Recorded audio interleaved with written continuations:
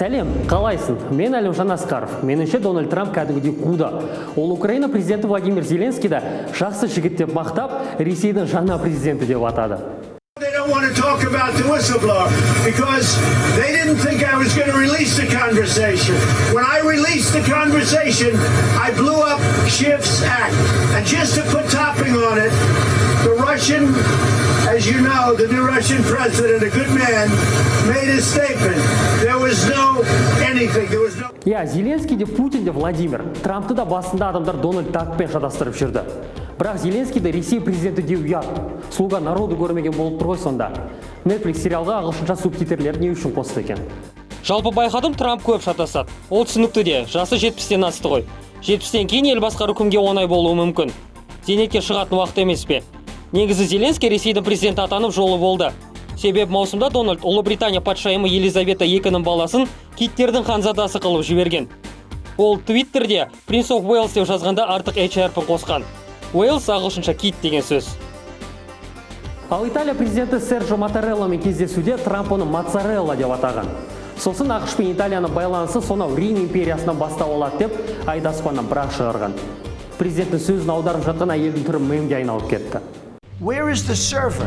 How come the FBI never got the server? Where is the server? I want to see the server. Let's see what's on the server. I'd like to see the server. Жарайды, айдаладағы Мексика президенті Трампты қайтеміз. Не жаңалық, соны айтайын. Бүгінгі бағдарламада. Ақшта америкалық отбасы асырап алған 17 жасар қазақ баласы көз жұмды. Қасым-Жомарт Тоқаев Алматыға 2 күндік жұмыс сапарымен келді де бірнеше проблемалар шешіп тастады. Еуразия ұлттық университетінің аудиториясында төбе опырылып түсті. Қазақстанда мемлекеттік қызметкерлерге лас аяқ киім киюге тыйым салынды. Нұр-Сұлтанда кімді алдап тұрмын? Астанада Еуразия ұлттық университетінің аудиториясының төбесі опырылып түсті. Аудиторияда бейнекамера орнатылғандықтан оқиғаны мән-жайы толық ашылды. Басында педагог Дана Көпежанова студенттерге саясаттанудан дәріс оқып тұрған кезде кенеттен төбе опырылып басыма түсті де орындықпен бірге еденге құлап кеттім деген. Осы ақпаратты тексерместен барлық отандық басылымдар таратып жіберді. Тіпті Холла Ньюс де солай жазды. Видеода көрінгенде шок болғаннан шығар Дана Көпежанованың шатыры кетіп кішкене қосып айтып жіберіпті. Сондықтан одан кейінгі сөздеріне де сенімім азайды. Мұғалім оқыс оқиғадан соң жағдайының нашарлығына қарамаса сабақты аяғына дейін жеткізгенін айтады. Алайда келесі сабаққа бара алмаған. Оған дәрігерлердің көмегі керек болып оқу орнына жедел жәрдем келген. Отошла Махпал, диспетчер Махпал. Она говорит, заменяет бюллетень. Кто? Я говорю, я заменяю. Я говорю, сейчас пойду, я успокоюсь. Говорю, у нас такая-то ситуация произошла. ЧП. На меня, говорю, обрушился потолок. Мы вызвали скорую, подождем, говорю.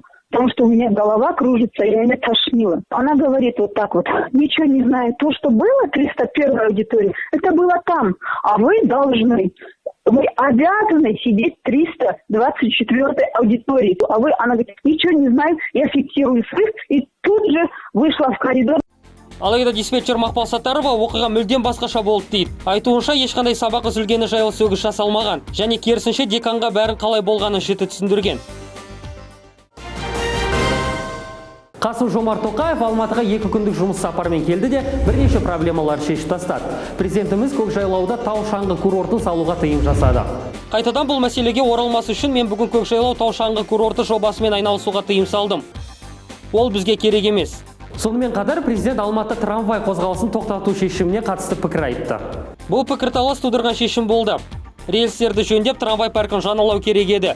Көліктің осы түрі Еуропаның көптеген жерінде тәп-тәуір қызметті атқарып жүр. 2015 жылы Алматыда трамвайларға қатысты жол көлік апаттарының саны көбейгеніне байланысты қоғамдық көліктің бұл түрімен тасымалдау тоқтатылған еді. Сөйтіп, деймде темір жолдар алынып тасталды.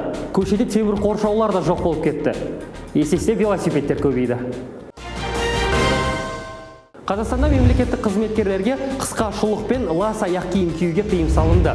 Ер адамдарға жұмысқа қысқа шұлық үтіктелмеген костюм лас шейдемен келуге болмайды. Сонымен бірге галстуктері жөнді тағылып, сыртқы киімдегі түймелердің бәрі өз орнында болуы тиіс. Сондай-ақ шенеуніктер лас аяқ киіммен жұмысқа келе алмайды.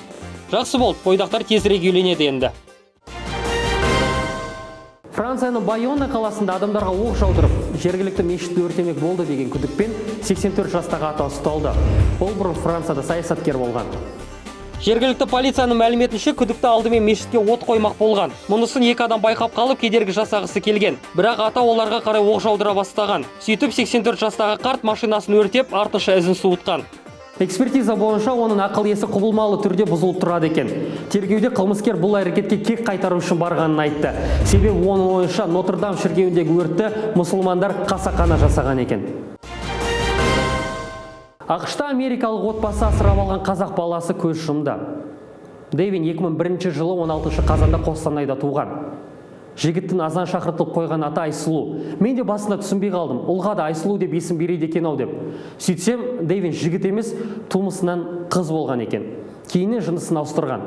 Америкалықтарша айтсам, ол трансгендер.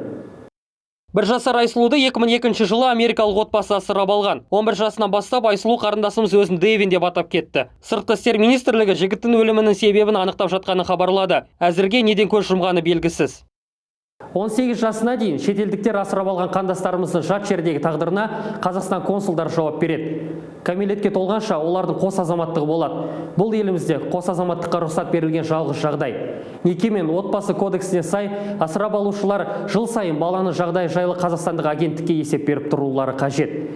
Соңғы 20 жылда жат жұрттықтар 9000 отандасымызды асырап алған. Блиц. Ғаламшардың ең қарт тұрғыны атанған қазақ әжеміз Тансила Бейсенбиева 125 жасқа толар шағында көз жұмды. 2 ғасыр бұрын дүниеге келген революцияны, 2 дүниежүзілік соғыста КСР-ның ыдырауын көрген әже Ресейдің Краснояр ауданы Альча кентінде жерленді.